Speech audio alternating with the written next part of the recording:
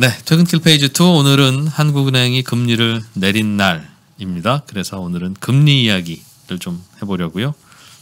금리 전문가들 중에 전문가를 한 분 모셨습니다. IBK에서 연금 운용하시는 박종현 박사님 어서 오십시오. 네, 안녕하세요. 안녕하세요. 네. 보통 이런 날은 좀 더 바쁘세요? 아니면 그냥 뭐 늘 그렇습니까? 조금 바쁘죠. 이것저것 또 본인의 의견이 어떤지 네. 궁금해하는 투자자들 많으니까. 그것도 있고 이제 저는 지금 현재 운용을 책임지고 있으니까 채권. 예, 뭐 채권뿐만 아니라 주식 전체적인 이제 유가증권 운용을 총괄하고 있다 보니까 뭐 어쨌든 통화정책 결정하는 날은 뭐 금리를 인하했던 안 했던 시장에 영향이 있으니까 시장 변동성도 커지고 특히 오늘처럼 이제 어쨌든 금리 인하를 했잖아요. 네. 이제 그로 인한 이제 시장의 반응이 있기 때문에 과연 어떻게 시장이 움직일 거냐 고민도 해야 되고 어떻게 포지션을 잡아야 되느냐 또 회의도 해야 되고 좀 바쁜 날이죠. 그러셨겠어요. 예, 바쁘신데도 불구하고 또 여기 나와주셔서 고맙습니다. 아유, 신과 함께는 언제든지 불러만 주신다면. 네. 여러분 들었죠? 네, 저희가 이렇습니다. 오늘 어떻게 보셨어요? 뭐 예상하셨던 바긴 하죠. 금리 내릴 것이다. 네, 그러니까 요즘에는 좀 자기 PR을 해야 되더라고요. 이게 조금 재수가 없어도. 그러니까 올해 지금 한국은행이 지난 7월, 요번 10월 이제 두 차례 금리 인하를 했는데 저는 사실 요번 금리 인하 7월 거를 다 예상은 했었어요. 그래서 지난 7월 금리 인하도 조금 한 박자 빠르게 이루어질 거다라는 예상을 했었고 요번 10월도 했었는데 근데 뭐 그게 제가 뭐 신기가 있어서 그런 건 아니었고 일단은 최근에 한은 총재의 전체적인 어떤 그 공식 석상에서의 발언들을 보면 그 이전보다는 상당히 금리 인하에 대해서 강하게 조금 시사했던 부분이 있었고 그리고 이제 가장 큰 배경은 최근에 우리 경제에서 제기되고 있는 이른바 디플레이션 논쟁. 지금 이 소비자 물가 상승률이 전년 동기 대비로 사실상 2개월 연속으로 마이너스 증가율을 지금 보였잖아요. 이게 통계 작성 이후로는 이제 처음 있는 일이죠. 뭐 물론 뭐 농산물 가격이 지난해에 뭐 여러 가지 작황 부진으로 해서 높았기 때문에 상대적인 기저효과. 그렇죠. 올해는 작년보다는 뭐 그런 피해가 덜 했잖아요. 거기다 교복값, 무상급식 등등 낮아진 효과. 그렇죠. 또 정부의 공공 서비스, 물가 이런 것들이 낮아졌으니까 이제 그런 거를 감안해 보면 뭐 지금을 디플레이션이다라고 단정하기에는 또 무리가 있는 건 사실인데 어쨌든 간에 소비자 물가 수준이 작년보다 낮아졌다. 그것도 2개월 연속이다라고 한다면 이거는 분명히 수요 측에 뭔가 물가의 압력이 상당히 부진하다. 그만큼 경기가 안 좋다라는 방증이고 무엇보다도 중요한 거는 사실은 이제 인플레이션을 우리가 조금 무서워하긴 하지만 인플레이션보다 더 무서워하는 게 디플레이션이잖아요. 그건 약이 없다면서요? 그렇죠. 그러니까 일반 인들이 생각하기에는 아니 물가가 높아져서 문제지 물가가 낮으면 뭐가 문제야?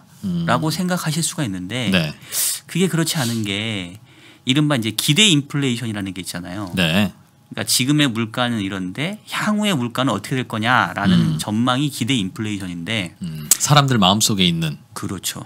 근데 이제 만약에 일반 투자자 내지는 소비자들이 앞으로 물가가 지금보다 낮아질 거야라고 생각을 하는 순간 무슨 일이 벌어질까요? 물가가 낮아질 걸로 예상하면 소비재는 관계없을 것 같고요. 예를 들면 짜장면이 다음 달에는 지금은 7,000원이지만 6,000원 될 거야 한다고.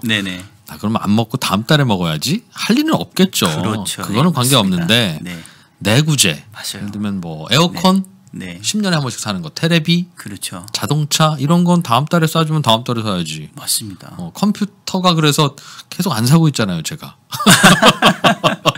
계속 내려가니까. 그렇죠. 뭐 예를 들면 뭐 텔레비전 뭐 앞으로 시간 지나면 더 좋은 게 더 싸게 나온 다음에 뭐 약간 디플레이하고 다른 얘기일 수 있지만 그래서 내부재 소비는 뒤로 미뤄지겠죠. 그렇죠. 그러니까 이게 그렇게 되면 결국은 소비가 줄어들 수 있고 그러면 이제 기업 입장에서는 생산했던 물건들이 재고양으로 쌓일 테니까 더 생산을 안 할 거고 그러면 이제 결과적으로 또 고용을 줄여야 될 거고 투자가 감소할 거고 그럼 상당히 경제에 부정적 영향을 미칠 수밖에 없거든요. 그래서 걱정스러워서 금리를 내렸다. 그렇죠. 그래서 이번에 금리 인하의 가장 큰 요인은 디플레이션 논쟁 좀 더 디테일하게 얘기하면 최근에 민간인들의 기대 인플레이션이 2%대까지도 깨고 내려왔으니 물가는 별로 안 오를 거라는 생각들이 자꾸 생기는 거고. 그렇죠.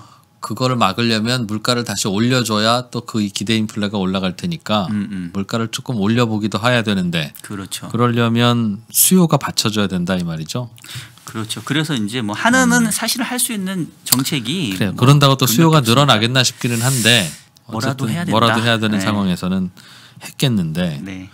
물가 상승률이 최근에 마이너스로 나온 게 수요 부진이라면 네. 경기 안 좋다는 뜻인데. 맞아요. 예.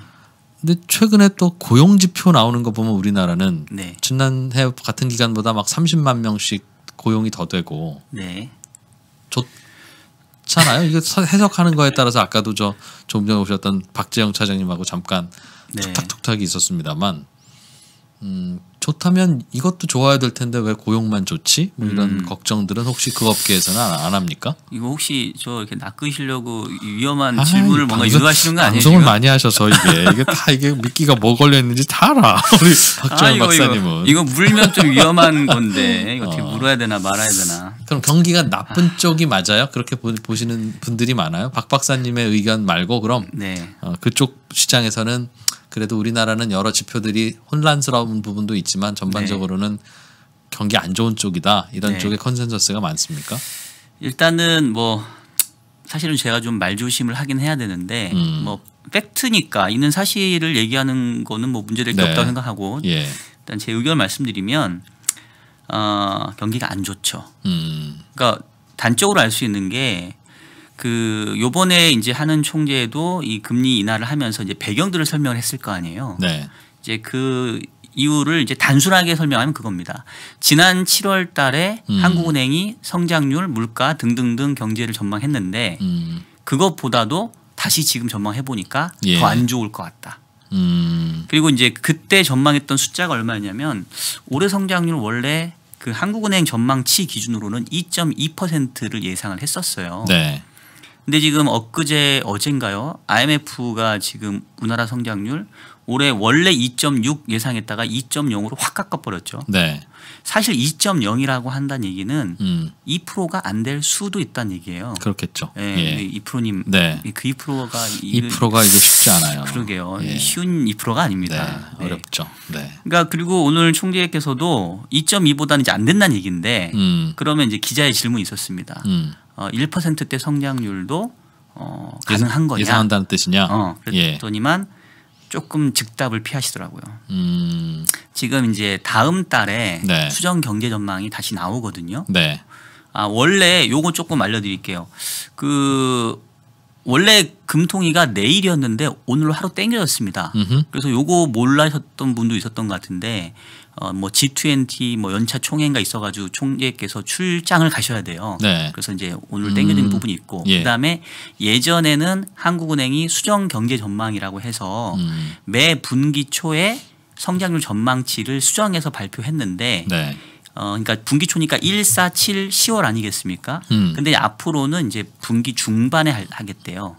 즉 이제 10월이 아니라 11월. 네. 그리고 내년에도 뭐 2월, 5월 뭐 이런 식으로 경제 전망을 수정치를 그날 발표하겠다. 그때. 그렇죠. 분기 초에서 분기 중, 뭔가 한 달 정도 뒤로 이제 늦춘 겁니다. 네. 그래서 원래는 10월 금통위에서 수정 경제 전망치가 나왔어야 기존 스케줄인데 한 달이 지금 미뤄졌다. 다음 달 나온다. 이렇게 조금 상식으로 아시면 될 것 같고. 그래서 이제 말씀하시기를 다음 달에 수정 경제 전망치를 발표를 할 텐데 그리고 또 다음 주에 3분기 우리나라 또 성장률 잠정치가 나와요. 좀 그거를 봐야 알 수 있겠다. 그 얘기인즉슨 총재께서도 2% 성장률이 나올지에 대해서 지금 자신하기가 조금 어려운 거죠. 근데 사실은 이미 올해 거의 다 갔잖아요. 그렇죠. 뭐 3분기까지 다 진행이 됐으니까. 다음 달이면 11월이니까 11월까지 다 간 상태에서 올해가 어떻게 마감되느냐 그 숫자 자체가 기분을 좋게 하고 나쁘게 하는 건 있을 텐데 그 이미 지나온 거 그 1.9면 어떻고 2.1이면 어떻겠습니까? 근데 그게 좀 중요합니다. 네. 왜 중요하냐면 그러니까 이제 결국은 성장이라는 거는 물론 이제 뭐 그 한 해의 성장만 보면 그럴 수 있는데 이렇게 누적적으로 쌓여가는 부분이 있거든요. 예. 그러니까 올해 4분기 성장을 또 얼마를 했느냐에 따라서 내년도 성장의 크기 수준에 따라서 내년도 성장률이 올해와 비교했을 때 예. 높아질지 낮아질지가 또 중요해요. 그렇죠. 그래서 1분기, 2분기, 3분기까지는 성장이 이렇게 크게 내년도 성장에는 별로 영향을 주지 않는데 연도 말에 어느 정도 수준에서 성장이 마감이 되느냐는 네. 내년도 성장률에도 영향을 주기 때문에 4분기 성장률은 조금 중요한 부분이 있습니다. 그래서 2.0으로 마감하는 거하고 네. 1.9가 되는 거하고는 네. 내년에 우리 경제에 미치는 영향이 달라지나요? 그러니까 성장률의 수치 자체가 예. 조금 높고 낮게 나오는 테크니컬한 그런 영향은 있다라는 그렇죠. 거죠. 당연히. 그럼 예. 내년 4분기가 되면 또 올해 4분기하고 비교할 테니까 그것도 있고 베이스 이펙트는 달라지겠죠. 그러니까 베이스 이펙트를 얘기하는 게 아니라 올해 연도 말에 끝나는 성장 수준에서 내년도에 시작을 하지 않겠어요? 그렇죠. 예. 네, 그러니까 그래서 예. 올해 말이 어느 수준에서 끝나느냐가 또 내년도 성장률 자체의 계산에도 중요한 영향을 미친다 이런 거죠. 그렇군요. 그래서 그런 이유로 금리를 낮췄다. 시장의 예상도 그렇고. 네. 그럼 이제 궁금한 건 자 이제 그럼 뭐 금리가 또 낮아질 거냐 이대로 가면 이제 그런 게 의문스럽기는 한데 그와 관련해서 오늘 소수 의견이 네. 동결합시다라고 한 분이 2분 있었다면서요. 맞습니다. 그래서 시장에서는 야 2명이나 이걸 동결을 원한다는 건 다음번에 는 금리 안 낮춘다는 뜻인가? 이렇게 이해를 한 것 같은데. 그렇죠. 사실 오늘 이제 채권 시장만 보면 기준금리는 25bp를 인하를 했는데 네. 시장금리는 오히려 소폭 상승을 했어요. 예. 그리고 이게 뭐 그동안 금리가 막 빠졌다가 상승한 것도 아니고 지금 거의 1, 2주 정도는 계속 금리가 올라가는 모양새고요. 예. 시장 금리로 봤었을 때는 저점 대비로는 거의 한 30bp 가깝게 시장 금리가 지금 올라와 있습니다. 네. 그러니까 이제 그 얘기인즉슨 말씀하셨던 것처럼 1.25%까지는 기준금리 인하의 전망이 뭐 상당히 가능성 높은 시나리오였는데 예. 여기서 금리를 더 떨어뜨리는 거에 대해서는 이제 상당히 채권 시장에서도 논쟁이 지금 이제 치열해진 거죠. 왜요? 1.5에서 1.25는 쉽게 내려왔는데 1.25에서 1.0 또는 1.0에서 0.75는 왜 못 내려간다고 생각하시죠? 그러니까 일단은 1.25라는 금리 수준 현재 이제 낮아졌으니까 네. 이게 지난 사이클 그러니까 역사적으로 봤을 때는 이제 대한민국에서 가장 낮은 기준금리가 현재 1.25인 그렇죠. 거죠. 예. 그러면 이제 25bp를 낮추게 되면 이제 흔히 말하는 가지 않았던 새로운 길을 가게 되는 부분이 있고 그렇죠. 그러나 그런 게 인생이죠. 뭐 언제 그렇죠. 우리 그럼 스마트폰 썼습니까? 뭐 맞습니다. 전기차를 탔습니까? 늘 새로운 길을 네. 가는 거죠. 예.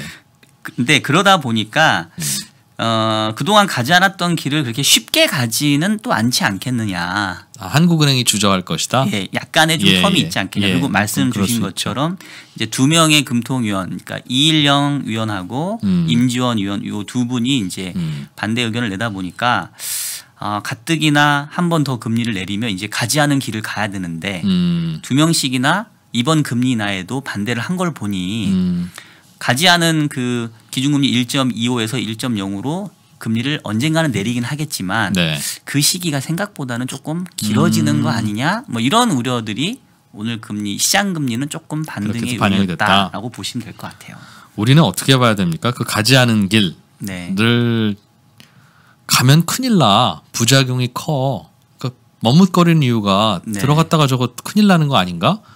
이론적으로는 금리를 계속 낮추는 게 정책 효과가 있어서 그나마 네. 낮추는 거라면 1.5에서 1.25도 내려왔는데 뭐 1.25에서 1.0은 뭐 또 다르냐? 마찬가지 한 통 내려가는 거지라고 네. 생각하면 물리적으로는 같은 하락이나 네.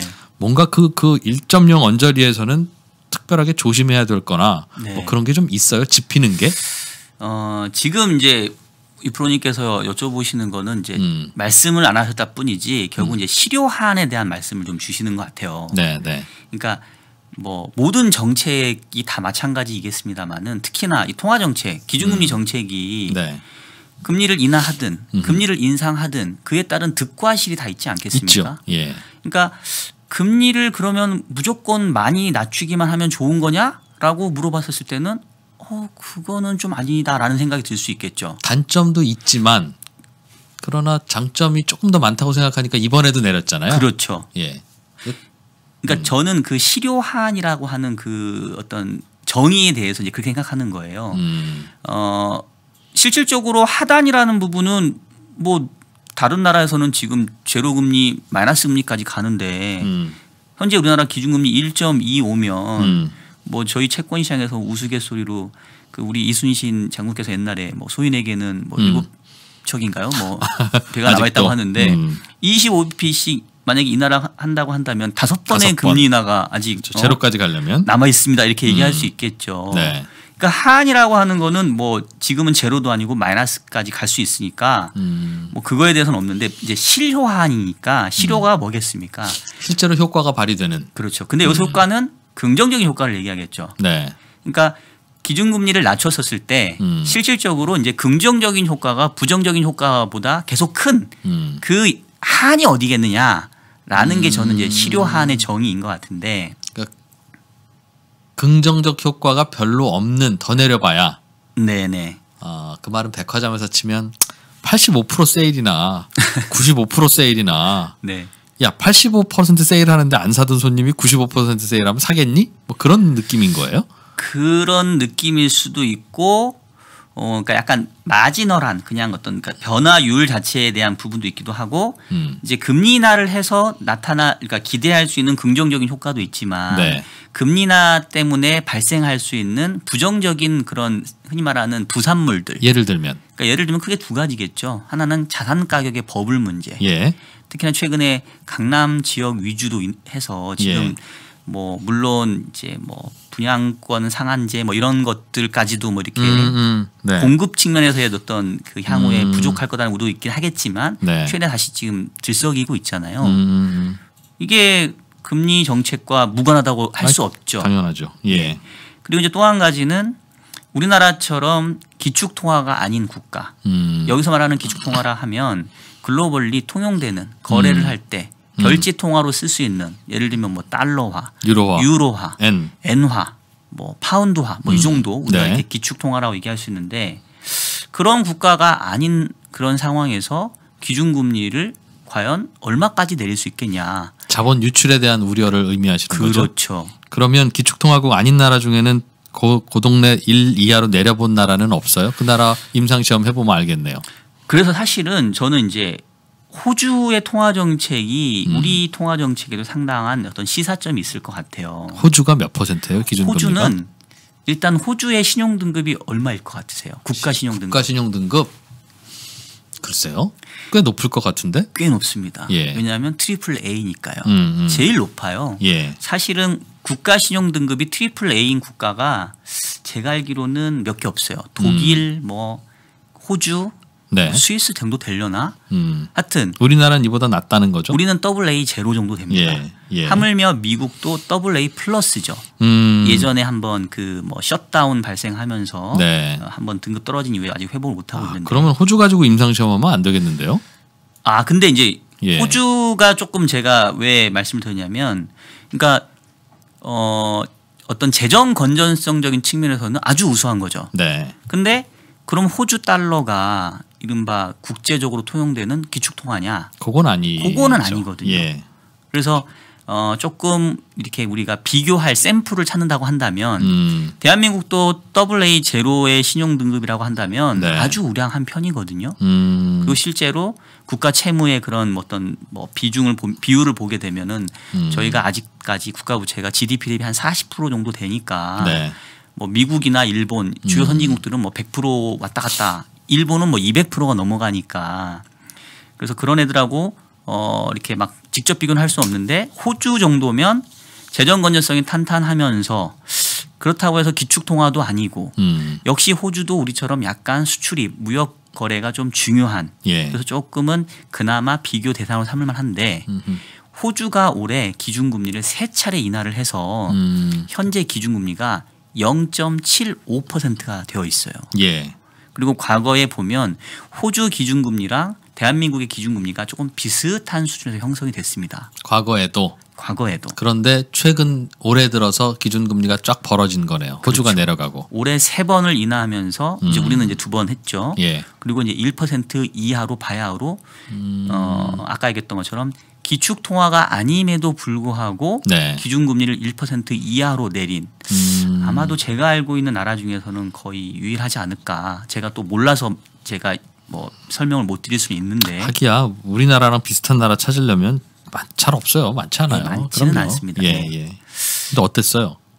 근데 지금 호주에서는 별 문제 없어요? 아직 그렇게 그러니까 아직까지도 외화 유출이나 이런 건 그런 부분 나타나고 있지는 않고요. 더 의미 있는 거는 추가적인 금리 인하 가능성이 제기되고 있어요. 시장에서? 예. 그러니까 그 얘기인즉슨 호주는 1% 이하로 가기 전에 상당히 망설였겠죠. 네.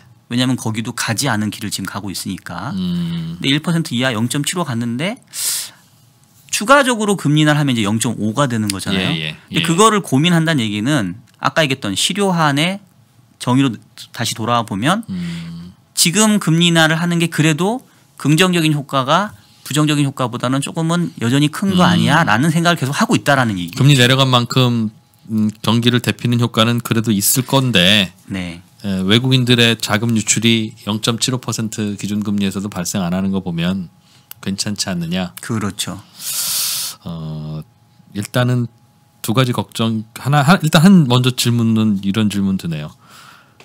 대외 금리 차가 많이 나더라도 네. 즉 우리나라의 기준금리는 낮고 미국이나 혹은 특히 미국의 기준금리는 우리나라보다 높으면 네. 상식적으로는 미국 쪽으로 돈이 가겠네라고 생각을 하지만 네. 안 가는 이유가 이게 시장에는 그 스왑 시장이라는 게 있다면서요? 그렇죠. 그래서 한국 돈과 미국 돈을 바꿀 때에 적용되는 그 원화나 달러화에 적용되는 프리미엄이 한국 금리는 낮지만 여전히 미국 달러를 들고 한국에 왔을 때 감사합니다, 반갑습니다 하면서 주는 프리미엄이 높아서 네. 외국인들 입장에서 보면 그것도 역시 받는 보너스니까 월급 봉투에 기본급이든 그게 상여금이든 무슨 관계가 있어요.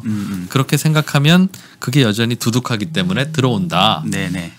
그게 일종의 뭐 스왑 포인트와 네네네. 관련한 그런 거예요. 네. 호주에서도 그런 것 때문에 여전히 스틸 들어오는 겁니까?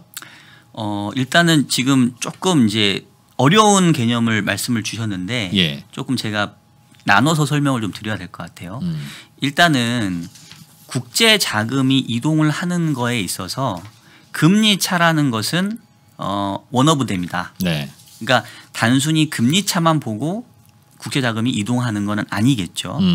그래서 뭐 당연히 고금리 국가로 자금이 흘러가는 경향이 있는 건 맞지만 무조건 금리가 높다고 해서 흘러가는 건 아니겠죠. 네. 그러니까 예를 들면 뭐 그렇게 따지면 브라질이라던가 뭐 베네수엘라라던가 예. 지금 한때 뭐 재정 위기 이런 것 때문에 금리가 매우 높아져 있는 국가들 그러면 무조건 금리가 그리 가겠네요. 네. 아니잖아요. 그러니까 결국은 국제자금의 이동은 금리 수준도 보겠지만 그 나라의 전체적인 펀더멘탈 그리고 결국은 자금을 투자한다는 얘기는 내가 투자한 자금을 회수할 수 있는 회수의 어떤 가능성 이제 이런 것들까지 다 보기 때문에 전반적인 거라서 단순히 금리 차가 중요한 거는 아니다.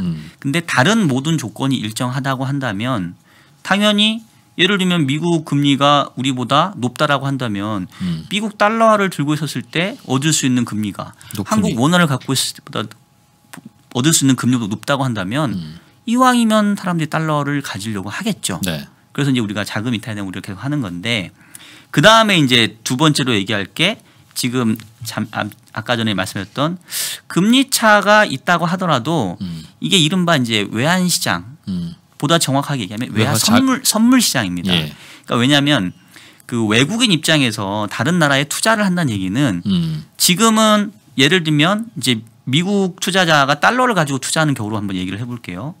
미국 투자자가 달러를 들고 있는데 대한민국에 투자한다는 얘기는 달러를 원화로 바꿔서 바꾸는 거죠.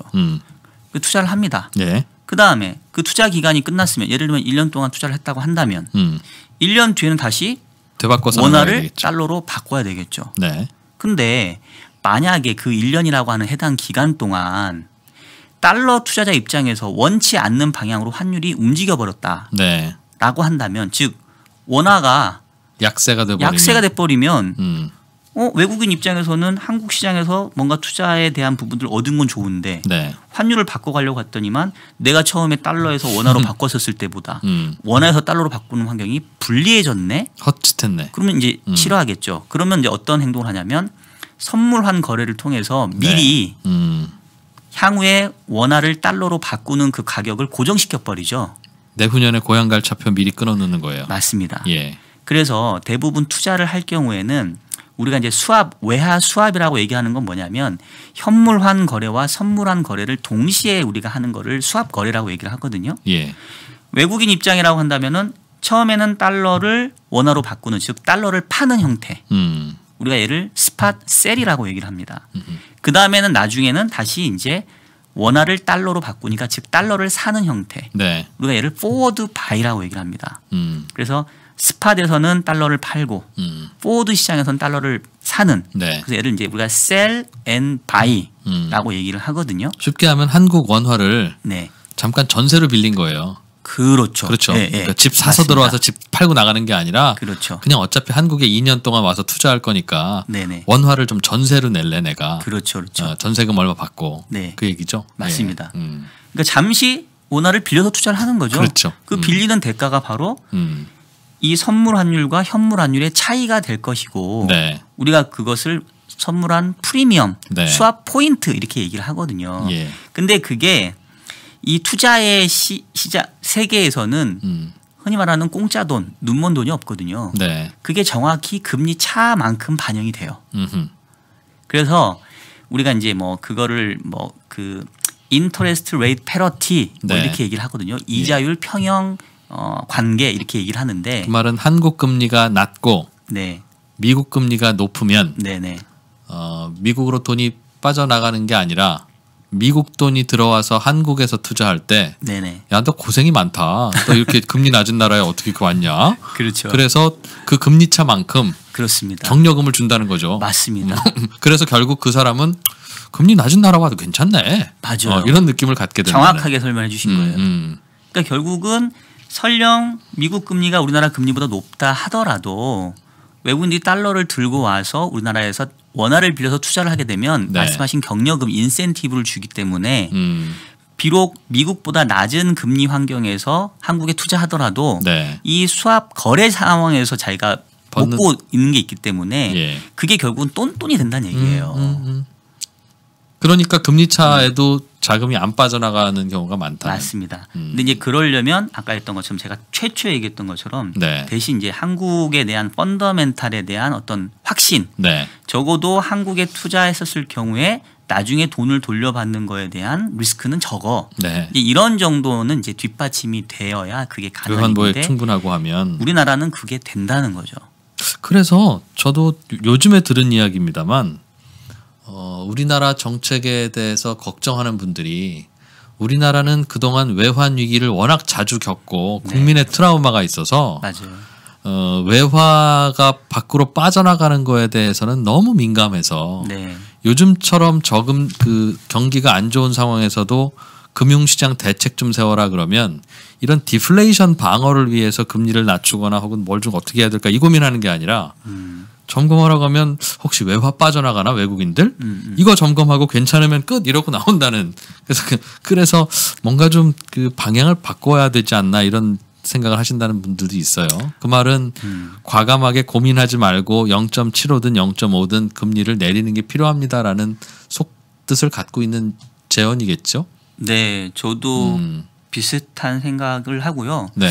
그러니까 금리를 이렇게 찔끔찔끔 내리면 그러니까 흔히 말하는 뭐라고 해야 될까요? 효과가 별로 없는 거죠. 그러니까 약을 쓸 때도 뭔가 네. 이렇게 좀 압도적으로 그러니까 이게 이제 유동성 함정이라는 말도 다시 좀 들리긴 하는데 이제 유동성 함정이라는 얘기가 뭐냐면 금리를 낮춰도 이 금리 낮아진 부분이 소비나 투자 즉 경제 활동을 촉진하지 않는다는 얘기거든요. 네. 그러면 이제 둘 중에 하나를 의심해 볼 수 있어요. 첫 번째는 금리를 충분히 안 낮춰준 거 아니냐. 그냥 찔끔찔끔 낮춰지니까 마치 뭐라고 해야 될까요? 사람이 이렇게 중독되면 이렇게 보통 양 가지고는 이렇게 별로 차이를 많이 못 느끼잖아요. 네. 그러니까 아주 파격적인 정책이 나와야 그게 어떤 경제 주체들의 그 행동을 바꿀 수가 있을 텐데 그냥 예상됐던 통화 정책, 예상했던 폭만큼의 금리 인하라고 한다면 사람들의 행동이 크게 바뀌지 않을 수 있겠죠. 사람들의 행동이 네. 그 금리의 절대 레벨에 묶여 있거나 그런 거는 아니에요. 즉 찔끔 내리든 네네. 확 내리든 네. 깜짝이야 놀라겠지만 네네. 결국은 금리 수준에 따라서 사람이 행동하지는 않습니까? 그러니까 그래서 제가 이제 두 가지 했던 게 첫 번째가 이제 그거를 의심해 볼 수 있다는 거고 두 번째는 진짜로 금리가 의미가 없는 거예요. 지금은 금리를 낮춰도 네. 무슨 금리를 얼마든지 낮춰도 나는 안 움직일 거야. 내가 금리 비싸서 요즘 뭐 못하니? 그렇죠. 기업들도 이제 비슷한 얘기를 하잖아요. 네. 최근에 기업의 경영 애로 환경이 뭡니까? 라고 물어보면 금리 얘기를 하진 않아요. 조달 금리가 높아서 이런 얘기는 안 합니다. 네. 대부분 뭘 얘기하냐면 불확실성을 얘기하죠. 알겠어요. 그러면 이제 이런 거죠. 뭐 이렇게 왼쪽 다리가 가려운데 오른쪽 다리를 막 피가 나게 긁어봤자 네. 이게 도움이 안 되는 거죠. 그러면 이제 결국은 지금 경제가 안 좋은 이유가 정확히 뭐냐, 네. 걸림돌이 뭐냐, 이제 이거가 금리가 아닐 수도 있나, 이제 요거에 대한 그렇겠네요. 스터디가 같이 있어야 된다는 그러네요. 거죠. 그래서 금리가 정말 아직 더 내려가지 않아서 그런 거라면 금리를 좀 더 내려야 하는 정책이 필요한데 그렇죠. 걱정하시는 대로 금리는 더 내려도 별 소용이 없는 그런 심리 상태나 그런 구조라면 금리를 내릴 때마다 사실은 부작용이 크잖아요. 우리나라는 지금 부동산 가격도 뭐 서울 일부 지역이긴 합니다만 많이 뜨겁고 네. 그것 때문에 다양한 부작용이 생기고 네. 금융회사들 역마진 생기기 시작하는 거, 그렇죠. 보험회사들 흔들리는 거 이거 감안하면 야 이거 금리 더 낮추면 부작용도 꽤 커지는데 이 걱정을 또 해야 되는 거니까 그렇죠. 거기에 대해서 지금 다들 논란인 거죠. 결국은 어떻게 그렇죠. 생각하느냐에 따라서. 그게 이제 결국 우리가 지금 이 얘기를 시작했던 그 실효화의 얘기인 거죠. 우리나라는 금리가 내려가는 부작용을 극복하고서라도 양의 플러스 긍정적 효과가 나는 수준까지 내려가는 고기가 어디냐? 얼마일지 그거에 대해서 지금 아무도 사실 잘 모르는 거죠. 그거에 대한 지금 논의를 하고 있는 거죠. 논란이 지금 벌어지고 있는 거죠. 어디 뭐 국과수나 어디다 맡겨 뭐 좀 그 연구 좀 해보셔라고 하면 나옵니까? 아니면 논란입니다라고 하는 거는 계속 논란일 텐데. 그거 어떻게 정합니까 그거? 안타깝게도 제가 봤을 때는 이게 정확하게 측정하기가 어려워요. 왜냐하면 제가 이제 저도 이 금융시장에 벌써 입문한 지가 한 20년 가까이 돼가는데 뭐 저보다 훨씬 대선배님도 많이 계시지만 이게 금융시장도 그렇고 경제도 보면 이게 알면 알수록 어려운다는 생각이 들고 이게 일종의 생명체 같거든요. 그러니까 사실 어제 실험하는 결과와 오늘 실험하는 결과가 다르죠. 맞아요. 그러니까 경제가 그래서 어려워요. 이게 그 뭔가 우리가 가장 많이 그 응용하는 게 뭐 계량 분석에 해서 금리를 25bp 인하를 하면 얘가 성장률과 물가에 미치는 영향이 얼마입니까? 라는 그거를 많이 요구를 하죠. 네. 그럼 대부분 분석기관들이 어떻게 하겠습니까? 과거 사례로 분석을 하지 않겠어요? 그렇죠. 자, 과거에 얼마 내릴 때 이랬습니다. 그렇죠. 그러면 근데 그때는 트럼프가 대통령이 아니었던 걸. 그렇죠. 과거와 지금은 너무 다른 거죠. 그러니까 그런 것처럼 그러니까 결국 이 실효한이라고 하는 것도 어디 수준이 정확하게 여기까지는 그래도 금리나 낮춰주는 게 플러스가 큰데 어느 수준 이하로 가면은 마이너스가 커져. 이 부분을 그 어느 누구도 사전적으로는 정확하게 모른다? 찍어내기가 상당히 어려울 수밖에 없는 것 같아요. 경제가 살아 움직이니까. 호주에서 누구를 좀 모셔서 인터뷰를 해야 되나? 호주도 금리 내렸으면 내린 장점도 있겠지만 부동산 가격이 오르는 부작용도 있었을 거고. 그것도 크죠. 그 나라 은행들도 아유, 언제까지 이럴 거야? 우리 수지 어떻게 이런 고민 다 할 텐데 별일 없나 보죠. 그러니까 앞서도 얘기했던 것처럼 분명히 호주도 부작용이 있어요. 그리고 호주도 호주 부동산 시장도 지금 뭐 버블 얘기할 정도 상당히 뜨겁고 또 거기는 뭐 몇 해 전부터 중국계 자금들이 또 막 몰려가가지고 그 호주에서 살기 좋은 지역들 있잖아요. 뭐 그런 쪽은 또 난리도 아니고. 근데 그럼에도 불구하고 어쨌든 호주가 기준금리 인하를 올해 3차례나 했고 추가 금리 인하를 예상하고 있다라는 거는 아직은 그래도 금리를 낮추는 게 그래도 뭔가 도움이 되겠지. 단 1이라도. 그런 생각을 지금은 하고 있다. 뭐 이렇게 일단은 중간 상태는 우리가 볼 수 있는 것 같아요. 그래서 샘플로 호주를 선택한다면 조금 더 내려갈 가능성도 있는 것 같다. 그렇죠. 그렇게 본다는 거죠. 시장에서 우리나라 채권 투자하시는 분들은 그러면 내년에는 금리를 몇 번 더 내릴 건지 아니면 이미 이제 실효 하한에 내려와서 안 내릴 것 같은지에 대한 예상과 베팅을 하셔야 될 텐데 시장에서는 어떻게 봅니까? 일단 오늘 총재님도 비슷한 질문을 받으셨어요. 이제 기준금리가 1.25 즉 사상 최저 수준 됐는데 금리 인하의 여력이 없는 거 아닙니까? 라는 질문에 그렇진 않다. 그렇진 않다고 했어요? 예. 아직까지 추가적인 금리 인하의 여력은 남아 있다. 그게 한 칸인지 두 칸인지는 모르지만 그거는 모르지만 그럼 다음에 한 칸은 내릴 거고 다음에 한 칸 내릴 때 똑같은 질문을 하면 되겠네요. 그렇죠. 계속 스텝 바이 그러면 스텝으로. 최소한 한 칸 더 남았는지 이제 없어요. 그러면 심플한데요? 어떻게 그렇게 쉬운 대화가 오고 갔을까요?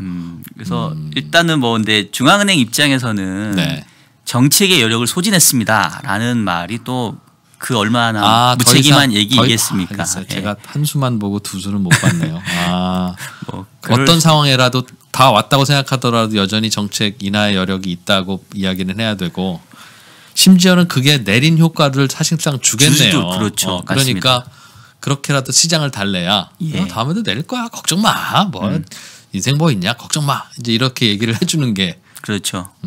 그래서 이제 그런 건지 아니면 실제 있는지는 뭐 나중에 지나야 판단을 할 수 있겠는데 하여튼 아직까지는 추가 금리 인하 여력은 남아 있다라고 이제 말씀을 주셨기 때문에 뭐 시장에서도 비슷하게 전망은 하고 있고요. 지금은 컨센서스로 보면 내년도 상반기에 한 번 정도 금리는 더 낮춰서 1.0 즉 이제 새로운 역사를 쓰지 않겠냐라는 게 일단 이제 채권 시장에 종사하는 사람들의 약간의 내년 한 번은 갈 것 같고 내년도 금통위가 계속 있으니 내년에 경기가 한 번 가고 난 후에 다시 턴해서 좋아지면 이제 이런 논의는 필요 없지만 경기가 계속 내년에도 이렇게 지지부진하다면 또 이제 한 번 더 내리냐 이 고민을 할 텐데 그렇죠. 우리나라는 그런 통계는 없어요. 지금 미국은 앞으로 3년 후에 금리가 어디쯤 가 있을 건지를 선물 시장에서 미리 가서 가격으로서 표시한다잖아요. 그러니 시장이 예측하는 향후 3년간의 뭐 금리 인하폭은 이 정도다. 우리는 그런 거 없습니까? 이제 미국은 이제 페더럴 펀드 뭐 퓨처스 마켓 이래 가지고 그 말씀하신 것처럼 연방 기준금리를 이제 거래하는 시장이 있어요. 그래서 이제 그 시장에서 형성되는 금리 수준과 가격을 통해서 뭐 이제 기사 보다 보면은 뭐 올해 10월 FOMC에서의 금리 인하 확률이 뭐 65%다 75%다 이렇게 얘기를 하는데 그건 이제 확률을 얘기하는 게 아니라 그 아까 제가 말씀드린 FF 선물 시장에 녹아든 가격에서 역산을 해보니 금융시장에 있는 종사자들은 현재 금리 인하의 확률을 이렇게 보고 거래를 하고 있다. 이제 이 얘기거든요. 그게 이제 뭐 10월 FOMC가 말에 있으니까 그것도 있고 12월도 있고 그 만기별로 쭉쭉쭉 거래가 됩니다. 물론 이제 너무 기간이 멀리 있는 것까지는 거래가 잘 이루어지진 않겠죠. 근데 적어도 뭐 한 1년 내외에 있는 그 시장 그 거래가 되는데 우리나라는 그런 시장은 없어요. 안타깝게도. 그래서 우리나라에서는 뭐 기준금리가 다음 11월 금통위가 남았으니까 이제 바뀔 확률이 얼마나 이렇게 얘기하기는 어려운데 다만 이제 우리도 비슷하게 힌트를 얻을 수 있는 거는 우리가 이제 금리라고 하는 거는 만기별로 금리 수준이 지금 달라지잖아요. 그래서 이제 얘를 만기별로 금리 수준을 이렇게 점을 찍어 놓고 그리고 얘를 이제 선으로 연결하면 우리가 얘를 이제 수익률 곡선 이렇게 얘기를 하죠. 그래서 이제 수익률 곡선의 기간 구조를 보면 우리가 이제 포워드 금리라고 해서 선도 수익률을 이렇게 계산을 해낼 수가 있어요.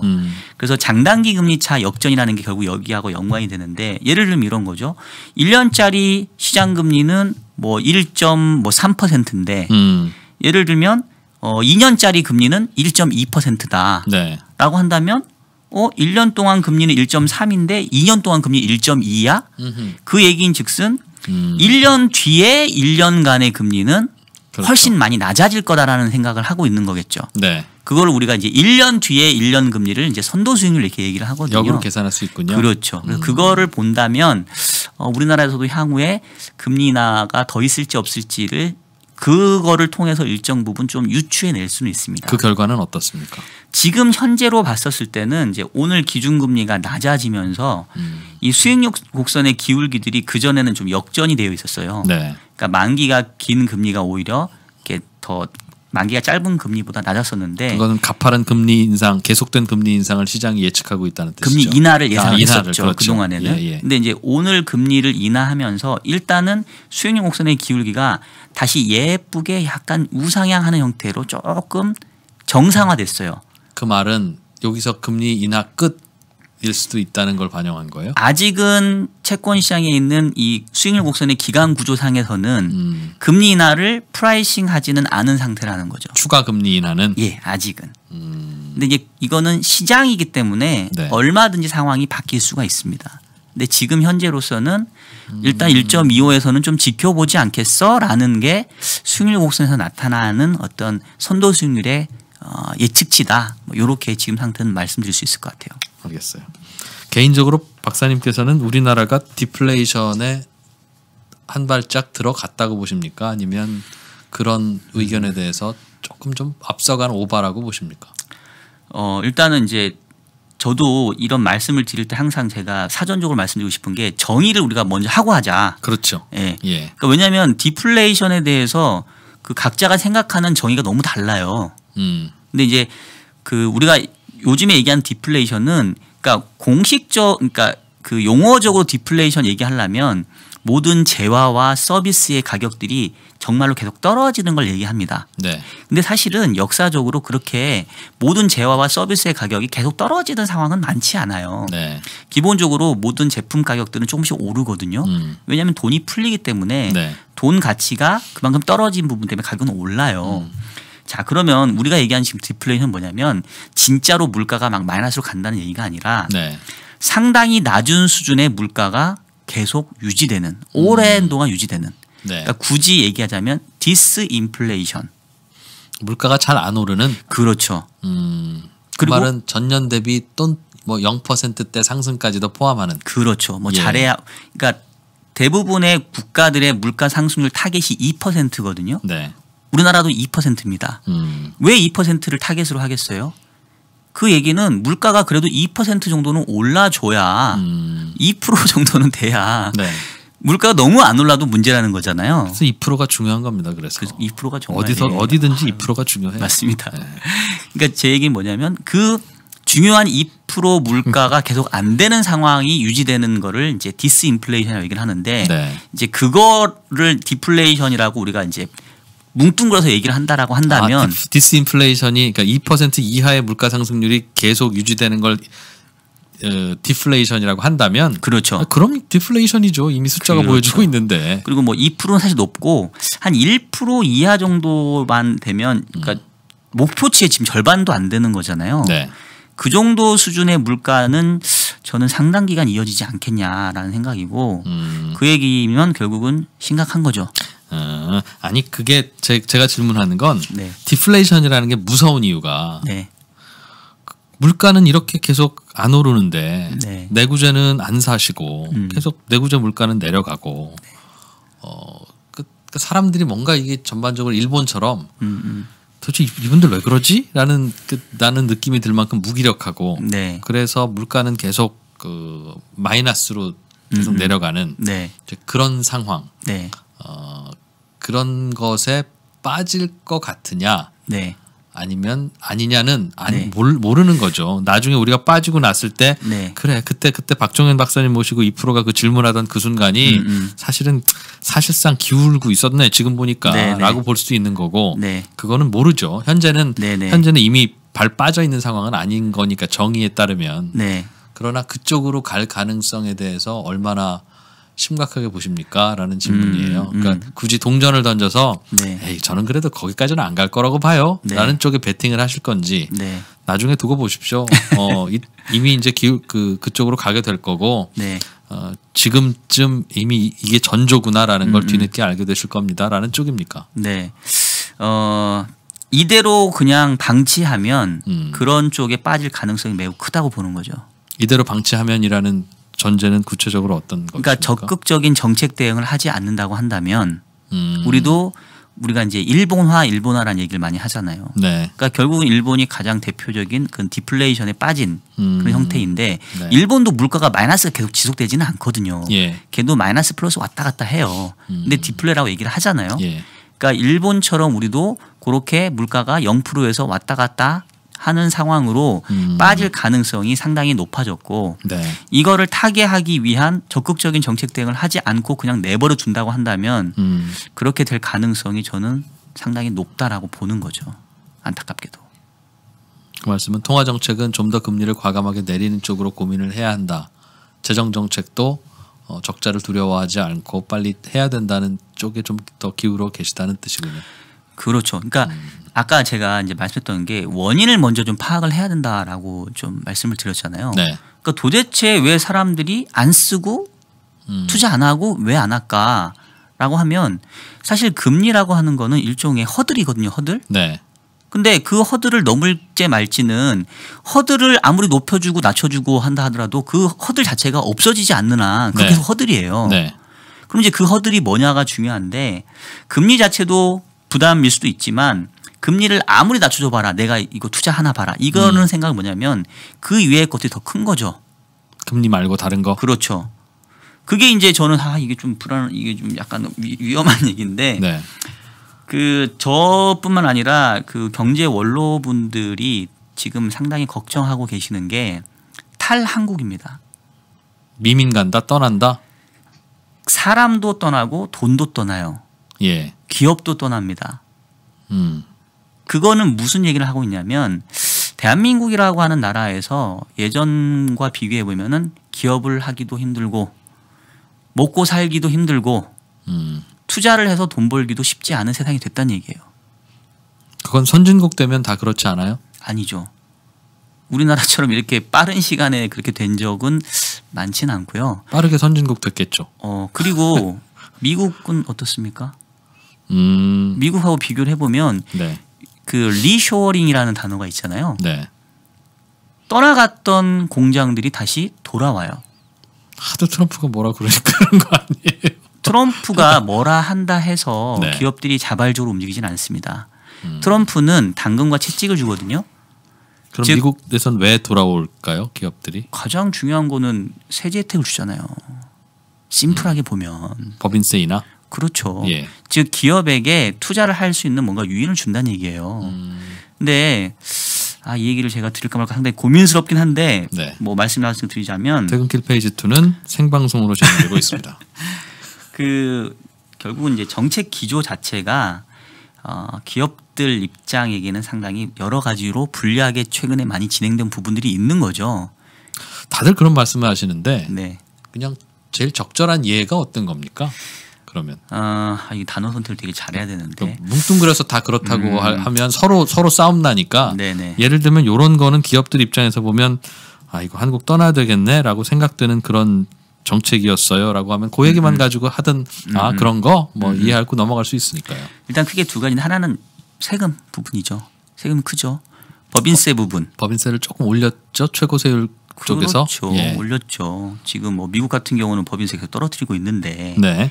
그리고 이제 결국은 이제 노동시장의 경직성 뭐 다 통합한다면 뭐 주 52시간 뭐 최저임금 뭐 이런 것들도 물론 악영향이 있지만 경직성은 이번에 더 강해진 건 없지 않습니까? 원래 경직적이라면 경직적이었죠 우리나라가. 그러니까 이제 여기서 말하는 경직은 그 결국 이제 임금이라는 건 P하고 Q거든요. 네.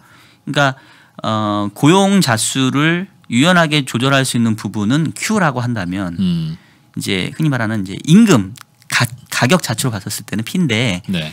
최저임금이라는 거는 뭡니까? 이 수준 이하로는 절대 떨어뜨리면 안 되잖아요. 그건 경직이죠. 기업이 컨트롤할 수가 없는 거죠. 그러면 이제 기업 입장에서는 아니 돈 잘 벌면 문제가 없죠. 근데 흔히 말하는 뭐 생산성 또 채산성 또 기업의 이익 이런 것들은 크게 변함이 없는데 이제 이런 비용적인 부분에서 급격하게 진행이 되면 상당하게 부담이 생기고 제가 이제 저를 방어하기 위해서 이 얘기는 해야겠네요. 그렇다고 해서 현재 노동 정책이 잘못됐다는 건 아니고 제 얘기 이제 속도를 얘기하면 항상 말씀드리고 싶은 건 속도. 최근에 그래. 이런 그 흔히 말하는 소득 주도 성장의 전체적인 정책 기조가 이루어지는 속도가 네. 너무 가팔랐다. 그 부분들이 상당한 부담을 주고 있고 그게 현재 눈에 나타나고 있는 게 제가 봤을 때는 부정할 수 없는 사실 아니냐 이런 거죠.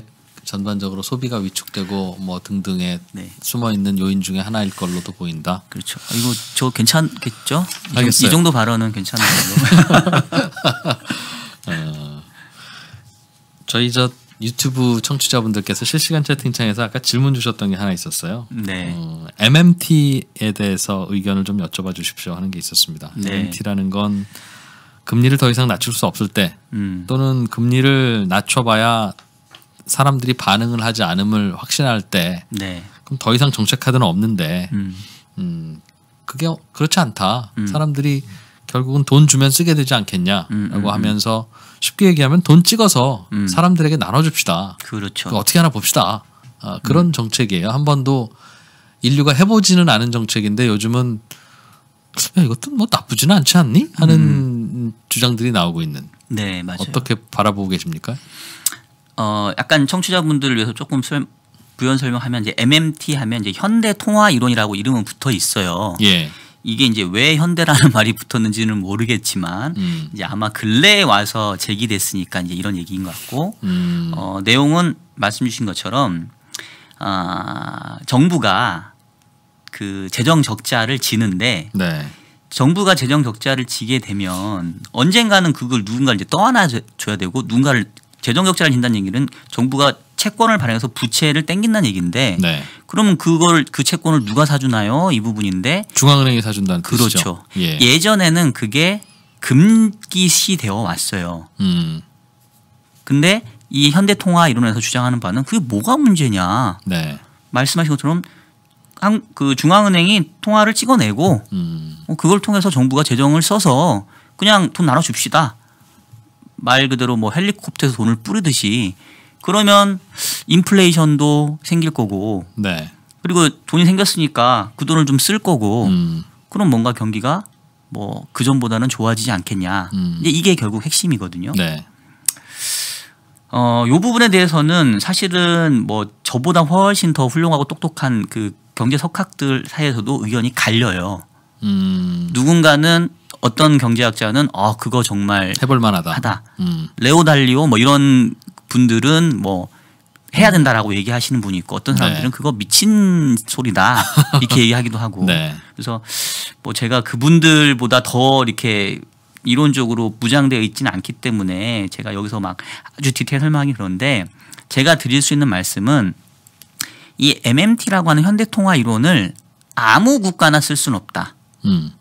역시 얘도 기축통화국, 네. 즉 아까 얘기했던 것처럼 글로벌리 결제 통화로 사용되는 국가들에 한해서는 해볼 만하다. 해볼 만해요. 왜요? 왜 그거는 거기는 되고 여기는 안 되는 이유가 뭐예요? 가장 큰 이유는 그 통화에 대한 신뢰가 여전히 살아있냐 아니냐거든요. 신뢰. 예. 그러니까 이런 겁니다. 사실은 일본의 경우가 MMT에 가깝다고 볼 수 있어요. 중앙은행이 국채 사들여서 계속 깔고 앉아 있는 거니까 돈 찍어서 쓰는 거죠, 사실상. 그렇죠. 네. 지금 양적 완화하고 있고 사실은 일본 같은 경우는 주식도 사줍니다. 네. 뭐 ETF 사고 있죠. ETF도 사주고 그렇죠. 네. 그러니까 이미 그렇게 들어가고 있는 거죠. 그리고 일본의 재정적 그 국가 부채는 앞서 얘기했던 것처럼 GDP 대비 200%가 넘어요. 네. 그럼에도 불구하고 엔화 가치는 어떻습니까? 뭐 계속 올라가죠. 오히려 강하잖아요. 예. 그러니까 이 MMT라고 하는 현대통화 이론의 가장 큰 어떤 폐해라는 내지는 이제 두려운 점은 그럼 그 나라의 통화 가치가 유지가 되겠냐? 유지가 안 되는 이유는 왜 안 된다고 공급이 늘어나잖아요. 돈을 찍으니까. 찍어내니까. 수요와 공급의 원칙에 의해서 네. 돈의 공급이 늘어나니까 돈 가치가 떨어지는데 네. 그게 보통 떨어지는 게 아니라 폭락해버리죠. 그렇게 그게 돈 가치가 많이 풀려나는 겁니까? 즉 그 대목에서 네. 한번 풀고 싶은 의문 중에 하나가 네. 돈의 양이라고 하는 건 MMT를 안 해도 늘어나잖아요. 은행이 네. 대출을 통해서 M2라고 하는 통화량은 일정 수준 늘어나지 않습니까? 요즘 같은 때도 5, 6%씩 늘어나고 있고 네네. 과거에 많이 늘어날 때는 두 자리도 늘어나고 네네. 그런데 불경기라는 건 그게 잘 안 늘어나는 걸 의미하잖아요. 네네. 그러니 그거 잘 안 1년에 우리가 통화량이 한 10 내지 12% 늘어나더라도 뭐 크게 그것 때문에 통화 가치가 떨어지지는 않는 과거에도 그래왔던 정도라면 네. 그런데 요즘은 연간 한 5%만 늘어나고 있다면 네. 괜찮다는 그 범위와 현재 총화량 증가분의 차이인 7% 정도는 통화량을 인위적으로 늘리는 MMT를 하더라도 네. 그로 인해서 신뢰가 떨어질 이유는 없지 않는가. 그러면 이제 MMT의 수준 정도가 어느 정도 수준이냐라고 다시 또 이제 우리가 들어가서 질문해야 되는데 예. 지금 이제 논의되고 있는 MMT의 그 정의적인 측면에서 봤을 때는 그냥 그 정도 늘리는 게 아니라 네. 그냥 뭐 진짜 셀 수 없을 돈은 그냥 쏟아붓자. 거의 무한해서 찍어내자 이 얘기인 거예요, 사실은. 그 정도의 차이다. 그렇죠. 저는 우리나라 예산이 한 500조 원 되니까. 네네. 그러나 돈을 더 쓰고 싶은데 못 쓰는 경우가 있지 않겠습니까? 이 돈만 더 쓸 수 있다면 경기를 살릴 수 있을 텐데. 네네. 그래서 사실은 부동산 값 잡을 수 있는 여러 좋은 방법 중에 가장 좋다고 하는 수도권 전체를 서울처럼 이렇게 20분 만에 서로 출퇴근할 수 있게 철도 깔자라고 하는 게 누구 돈으로 무슨 돈으로 그래서 못하는 거잖아요. 네네. 그럴 때 그게 한 100조 원 정도 들면 네네. 100조 원을 그냥 찍어서 쓰자. 그러면 통화가 100조 원 늘어나기는 할 텐데 네네. 우리나라 전체 통화량이 어떻게 되죠? 한 8 모르겠습니다. 그거 한 100조 원 늘어나는 것 때문에 네네네. 우리나라 돈 가치가 폭락하겠니? 네네. 라는 계산은 해볼 필요 있지 않느냐 하는 거죠. 그렇죠. 그러니까 네. 그 정도의 일반적인 통화량 증가는 그냥 기존의 전통적인 통화 정책도 하는 거고 네. MMT라는 거는 그 이상 아까 얘기했던 2배, 3배? 뭐 2배, 3배도 아닐 거예요. 이거는 그러니까 무제한적인 사실 발권을 얘기하는 거거든요. 그러니까 왜냐하면 구조가 정부가 재정 적자를 지고 국가 부채 그러니까 채권을 발행을 해요. 예. 그러면 그 발행했었을 때 자금은 결국 민간에서 오는 거잖아요. 네. 그러면 이제 우리가 흔히 말하는 구축 효과라는 게 있습니다. 다른 그 민간 주체가 그들도 펀딩을 해야 되는데 너무 국가가 많은 펀딩을 해서 가져가 버리면 다른 경제 주체에는 그만큼 펀딩 코스트가 높아지는 게 생긴단 말이에요. 금리 올라가죠. 그렇죠. 즉 이게 약간 제로섬처럼 네. 그냥 모든 게 플러스는 아니란 얘기예요. 근데 MMT는 정부가 펀딩을 할 때 그 자체를 그냥 중앙에 다 사줘버리는 겁니다. 그렇죠. 그러니까 재정의 화폐화라고 얘기를 하거든요. 그러니까 그 얘기인즉슨 여차하면 안 갚아도 되는 부채죠. 그렇죠. 그냥 무제한적으로 사실은 통화를 찍어내겠다는 얘기예요. 예. 그러면 아까 했던 것처럼 그러면 그 통화 자체가 공급이 무지막지하게 진행이 되면 이 통화에 대해서 누가 신뢰를 가지고 이 돈을 가지고 있으려고 하겠냐는 거죠. 근데 그거는 일본이나 미국은 무지막지하게 그렇게 해도 전 세계인들이 신뢰를 한다는 뜻입니까? 아직은 지금 그게 지켜지고 있잖아요. 일본도 그렇고 미국도 알겠어요. 아주 웃기는 게 2008년도 금융위기 발생할 때 미국 금융기관 넘어가려고 했었을 때 미국이 이제 구제금융 해줬잖아요. 네. 그때 뭐 했습니까? 중앙은행에 돈 찍어서 사준 거예요. 발랐죠. 이렇게 달러로 싹 발랐죠. 근데 그게 아이러니하게도 오히려 달러 가치가 더 비싸졌잖아요. 그러니까 미국이 저 정도 할 정도면 진짜 세계 경제 어렵나 보다. 안전자산으로 가자. 안전자산은 그렇죠. 달러. 그렇죠. 그래서 올라간 거죠. 그리고 달러보다도 더 안전하서는 사람들은 또 엔화를 생각하죠. 그러니까 이게 사람들의 그게 인식에 가능한 게 즉 엔화나 달러처럼 누구나가 다 얘네는 서로 가지고 싶어하는 기축통화인 경우엔 가능한데 네. 우리 대한민국이 그렇게 MMT와 비슷하게 무지막지하게 원화를 찍어낸다고 한다면 과연 원화 가치가 유지되겠냐. 이게 조금 그게 현재의 이른바 전문가들의 생각이라는 거죠. 그건 이제 그거는 제가 확실하게 말씀드릴 수 있다라는 거죠. 그래서 우리나라는 못한다. 그거를 MMT를 할 수 있는 국가들은 네. 몇 나라 안 된다. 근데 그들 나라도 이거를 쉽게 결정할 수 있는 문제는 아니더라. 알겠어요. 그런 불경기는 우리 같은 나라는 네. 원화 가치가 떨어지고 네. 그러면 수입 물가가 막 오르겠죠. 네. 그럼 수출은 또 잘 되겠죠. 반대로. 네. 그럼 물가도 오르겠죠. 그런 충격이 경기를 살리는 계기가 되지는 않습니까?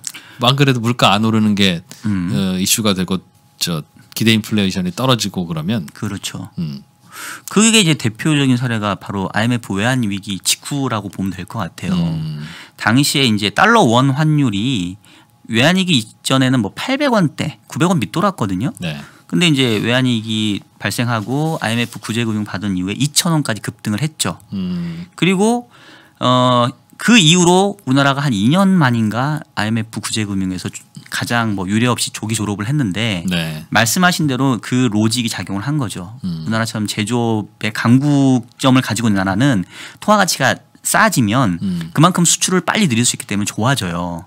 자, 그런데 문제는 그 과정 속에서 겪어야 되는 반대급부가 분명히 있는 거죠.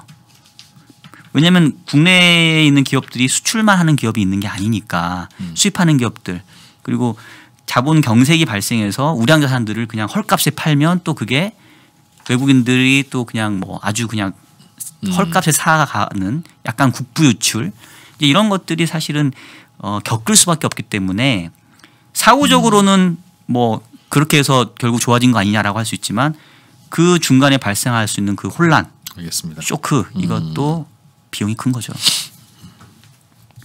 쉽게 선택할 수 있는 정책은 아니고 박정현 박사님께 정책의 키를 주면 이 카드는 안 집어드실 카드로 뉘앙스는 그렇게 들리네요. MMT? MMT? 예, 우리나라는 좀 어렵다. 우리나라는 할 수 있는 여력이 안 된다. 알겠습니다. 대부분의 전문가들이 그런 식의 결론을 내려주고 계세요. 그것까지 안 쓰고 경기 살아나면 얼마나 좋겠습니까? 예. 혹시 반대 의견 갖고 있는 분 있으시면 저희한테 좀 추천을 해주시면 저희가 또 다른 의견 한번 들어볼게요. 제보하겠습니다. 네. 오늘 한국은행의 기준금리와 인하와 관련해서는 박정현 박사님께서 몇 가지로 요약되는 결론을 내려주셨네요. 시장에서는 한 번쯤 더 내릴 가능성에 대해서는 염두에 두는 것 같고 한국은행 총재도 정확히 그렇게 밝히기는 했으나 네. 시장 금리는 오히려 조금 올라가면서 금리 인하를 안 하는 건 아닌가라는 뭐 그런 뉘앙스의 반응도 보이고 있다. 또는 이제 그 시기가 네. 생각보다는 조금 걸리지 않겠냐. 네. 그런 바로 다음 달에 또 내리고 하는 호주 같은 그런 상황은 우리나라는 안 벌어질 것 같고. 네, 아직은. 그게 우리나라의 과연 그 금리 인하의 하한선, 긍정적 효과가 부정적 효과를 추월하는 그 하한선이 어디 정도까지냐에 대해서 고민이 깊기 때문이다. 그게 다른 나라에 비해서 높을 수도 있다는 걱정을 지금 통화당국은 하고 있다. 그렇죠. 그리고 이제 한 가지 더 덧붙이자면 사실은 뭐 실효 하한도 그렇고 뭐 이거는 제가 봤을 때는 절대적인 수치가 있는 게 아니라 상대적인 것 같아요. 그렇죠. 뭐를 더 강한 위기로 보고 뭘 더 큰 부작용으로 보느냐도 사람마다 다르죠. 예. 그리고 이제 예전에 비하면 성장률과 물가의 레벨 자체가 낮아지는 부분이 분명히 있고 그리고 이제 주변국들의 금리 수준도 중요한데 지금은 뭐 전 세계적으로 마이너스 금리인 채권이 뭐 17조 달러 전체 채권의 한 잔액의 20-30%라고 할 정도로 다른 나라들이 마이너스로 가게 되면 우리나라 입장에서 실효 하한의 레벨 자체가 끌려 내려가는 부분이 좀 생기지 않겠어요? 그럴 수도 있겠죠. 금리 차가 중요한 팩터라면. 그래서 이제 제가 봤을 때는 실효 하한이라는 거는 절대적으로 수치가 뭐 어디에서 어디 사이로 픽스드 되어 있는 게 아니라 경제 여건과 또 다른 나라와의 어떤 금리 차이에 의해서 얼마든지 지금보다 더 내려갈 수 있는 여지가 있는데 지금 현재의 수준에서는 일단은 가장 낮은 금리 수준까지 왔기 때문에 아직은 조금 이제 고민하는 단계로 좀 오는 정도 이런 정도로 좀 이해를 하는 게 좋지 않을까 싶습니다. 네.